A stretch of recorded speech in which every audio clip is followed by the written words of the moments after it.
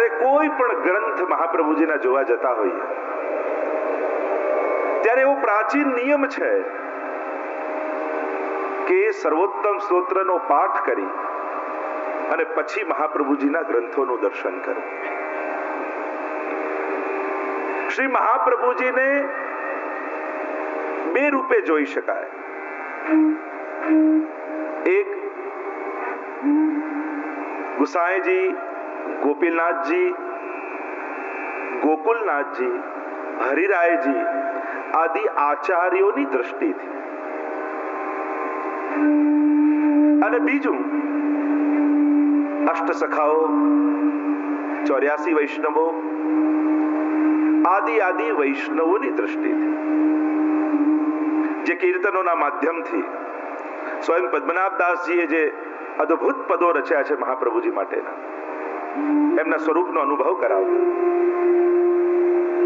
મહત્વનું છે સ્વરૂપ એ જ છે, કોની દ્રષ્ટિએ તમે જુઓ છો. અને એટલે જ તો રોજ ઠાકોરજીને જગાવતા પહેલા આપણે મહાપ્રભુજી ગુસાઈજીનું સ્મરણ કરીએ છીએ, શ્રી યમુનાજીનું સ્મરણ કરીએ છીએ. સ્મરણ કરવા એટલે કેવલ યાદ કરવું જ નથી, પણ જાણે જીવ સંકલ્પ કરે કે લાલનનું હવે હું મુખારવિંદ જોવા જઈ રહ્યો છું, મહાપ્રભુજીનું સ્મરણ કરે અને એવો ભાવ કરે કે મહાપ્રભુજીની દ્રષ્ટિએ હવે મારા લાલનના હું દર્શન કરીશ, ગુસાઈજીની દ્રષ્ટિએ હવે હું મારા ઠાકોરજીના દર્શન કરીશ. અને એ અલૌકિક મહાપુરુષો, એ અલૌકિક સ્વરૂપોની દ્રષ્ટિએ જ્યારે ઠાકોરજીના દર્શન કરીએ ત્યારે એ સ્વરૂપો પ્રગટ રૂપે અનુભવ કરાવે. હરિરાયજી દ્રષ્ટિ આપે 41 પદોમાં પણ ભગવદીઓ કહે, નૈન ભર દેખ અબ ભાનુ તનયા. આ જુઓ યમુનાજીને, નેત્રો ભરીને જુઓ. આચાર્યો અને ભગવદીઓની દ્રષ્ટિનો માધ્યમ બનાવી, કાની બનાવીને પછી દર્શન કરો. સર્વોત્તમ સ્તોત્ર દ્વારા શ્રી વલ્લભનો પરિચય મેળવવો એટલે ગુસાઈજીની દ્રષ્ટિએ શ્રી મહાપ્રભુજીને જોવા. બહુ મોટો ફરક હોય છે. કોને માધ્યમ બનાવીને તમે ભક્તિ કરો છો, કોની કાનીથી, કોની આડીથી તમારો આશ્રય થયો છે, તમારી સન્મુખતા થઈ છે, બહુ જ મહત્વનું છે. જેનું સ્મરણ કરીને દર્શન કરો છો ને, એના જેવો ભાવ તમારા હૃદયમાં પ્રગટે છે. સર્વોત્તમ સ્તોત્ર એવો દિવ્ય સ્તોત્ર છે, કારણ કે તદુક્તમ અપી દુર્બોધમ સુબોધમ સાધ્યથા તથા. મહાપ્રભુજીની વાણી સહજ રૂપે સમજાઈ જાય એવી નથી. આપણી તો ગૂઢ વાણી છે. કેવલ શબ્દોનું ભાષાંતર કરવું એટલું જ પૂરતું નથી હોતું. આપણે ત્યાં તો શબ્દાર્થ હોય છે, ભાવાર્થ હોય છે અને ગૂઢાર્થ હોય છે.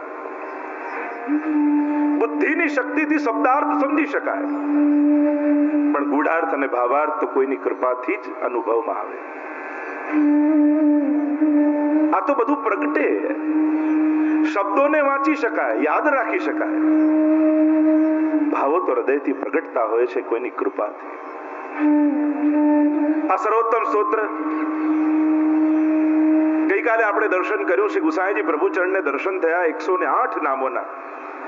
એ વિપ્રયોગાત્મક ધર્મી સ્વરૂપ જ્યારે શ્રી વલ્લભનું ગુસાઈજીના હૃદયમાં પ્રગટ્યું અને એક સાથે સર્વ લીલાઓના અનુભવ થવા લાગ્યા, એક એક નામોના દર્શન થવા લાગ્યા અને ગુસાઈજીના મુખારવિંદમાંથી આ સ્તોત્ર પ્રગટ થયું. એટલે ગઈકાલે જ મેં કહ્યું હતું એમ, સર્વોત્તમ સ્તોત્ર ગુસાઈજીએ રચ્યું નથી, ગુસાઈજીને દેખાયું છે, અનુભવાયું છે. આપે તો એ અનુભવને શબ્દોનું સ્વરૂપ આપી આ સ્તોત્ર રચ્યું છે.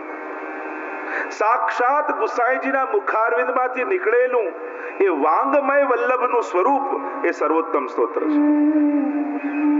જેમ સમાધિ ભાષામાં વ્યાસજીને ભાગવતજીના દર્શન થયા અને વ્યાસજીના મુખમાંથી ભાગવતજીનું પ્રાગટ્ય થયું, એમ જ ગુસાઈજીના મુખારવિંદમાંથી સર્વોત્તમ સ્તોત્રનું પ્રાગટ્ય થયું છે.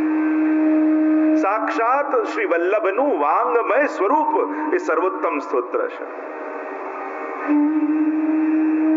શ્રી વલ્લભના સ્વરૂપની ચર્ચા ગઈકાલે કરી.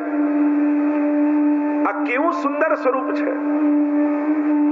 રૂપમ તત્ત્રિતયાત્મકમ, આચાર્ય સ્વરૂપ ઠાકોરજીનું સ્વરૂપ અને સ્વામીજીનું સ્વરૂપ.